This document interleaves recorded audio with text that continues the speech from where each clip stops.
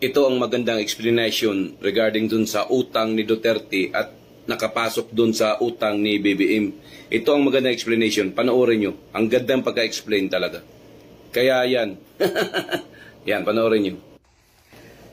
May kasabihan nga tayo, ang hindi marunong tumingin sa pinanggalingan. Hindi talaga malalaman ang katotohanan.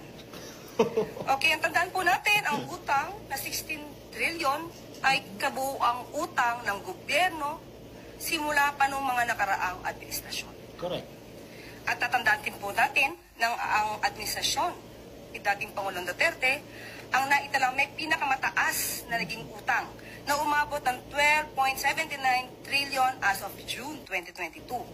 At solong utang po ng administrasyong Duterte ay umaabot po sa 6.84 trillion as of June 2022 at nagkaroon ng increase ng 115.1% sa pagkakautang.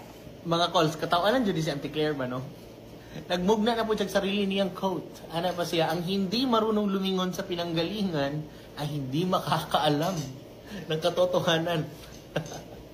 Sige, Auntie Claire, pagbibigyan kita, pag-usapan natin yung sinasabi mong utang.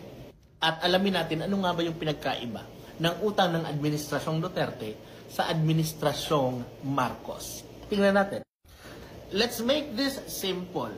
Pagtungtong ni FPRRD sa posisyon bilang presidente, ang utang ng Pilipinas ay nasa 5.95 trillion. 2016 yon. Nang matapos ang kanyang termino ay nasa 12.79 trillion. In other words, nasa 6.84 trillion ang total na increase ng utang ng Pilipinas from 2016 to 2022. So yun yung utang ng Administrasyong Duterte. Dito naman, sa current administration, ang start is of course ang end ng Administrasyong Duterte, 12.79 trillion pesos. Ngayon, umabot na sa 16.75 trillion na merong increase na 3.96 trillion as of April 2025 or almost 4 trillion na increase. So ano yung pagkakaiba ng mga utang na ito? Sa panahon ni FPRRD, may pandemic. COVID response, halos lahat ng pondo natin ay dinrevert natin sa pandemic.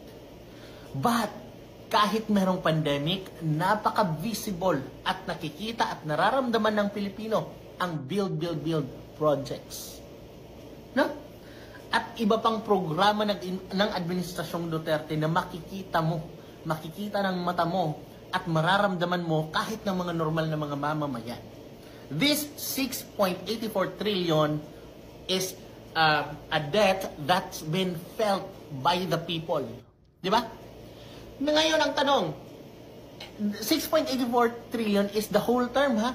6 years. Samantalang itong almost 4 trillion, kalahati pa lang ng termino ni PBBM, mga calls. Meron pa tayong half of 2025, 2026, 2027 to 2028, mga calls. Diba? So ano na yung magiging utang ng Pilipinas pagkatapos ng termino ng current administration? Aabot na ng 20 trillion pesos pero wala pa rin tayo nakikita maliban sa repair ng San Juanico Bridge. Yun ba yun? Wala din po tayo nakikitang pumapasok na foreign investment sa Pilipinas. So, ano ang nagiging bunga ng mga bisitang ginagawa ng ating mga politiko sa ibang bansa para kumuha ng mga proyekto? Wala pa po ako nakikita na foreign investments na pumapasok sa Pilipinas. Di ba? So, yan yung tanong ko, mga Auntie Claire, no? Ano ang kaibahan ng mga utang na ito? At huwag tayong magiging bulag lamang sa figures and kung sino yung maliit or mataas or ano. Alamin natin kung ano yung nangyari kasi iba't iba po ang sitwasyon ng Administrasyong Duterte at Administrasyong Marcos. Diba? So paano na lang siguro kung hindi nagka-COVID, ano pa kaya ang naging pag-unlad ang nangyari sa Pilipinas kung hindi lang sana nagkaroon ng pandemic. Di ba? Yun lamang, Kos. Lagot ka naman, Claire, ha? Tara, kape. Sa loob lamang ng 5 taon simula ng manungkulan si Presidente Duterte, aabot na sa halos 30,000 kilometro ng kalsada at halos 6,000 tulay na ang naipagawa ng DPWH sa ilalim ng Build program. Aabot naman sa mahigit 200 airport at halos 500 seaport projects ang natapos ng DOTR. Simula 2016 hanggang sa kasalukuyan, nakapagtapos na ang Department of Transportation at ang TPA ng 451 seaport projects. Malaki at maliit ito. Ang pinagmamalaki natin dyan, unang-una yung ating yung bagong passenger terminal building sa Cagayan de Oro, na kung saan ay ito ay magagamit ng 3,000 pasahero at any given time. Sa mga riles at tren naman, meron ng DOTR na 6 na naglalakihang proyekto. Ito po clearly is Duterte legacy kasi pagka nakita nyo po ito, it has not happened before. Because of build, Filipinos now spend less time in the road and more time with their families. And I think that's something that we should all be proud of. Nariyan ang subway na kauna-unahan sa bansa. Ang itinuturing na pinakamalaking proyekto ay ang North to South Commuter Rail na magdudugtong sa Central Luzon at Calabarzon. May habang 148 kilometers. Meron itong 35 istasyon mula sa Clark, Pampanga hanggang sa Calamba sa Laguna. Matagal na dapat natin isinagawa to. Sabi nga, nagka-catch up or naghahabol tayo sa infrastructure investment. Dapat 2 or 3 decades pa ito ginawa. At tulad ng ilan naming mga proyekto. Metro Manila Subway, 1973 pa pinag-isipan.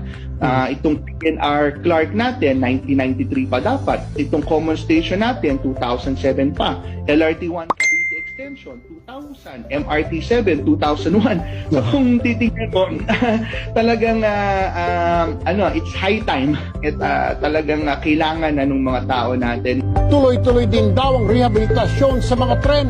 Kung dati ay mahigit 70 kilometers lamang ang riles ng tren, sa panahon ni Duterte, mahigit 1,000 kilometro na ang haba ng mga riles.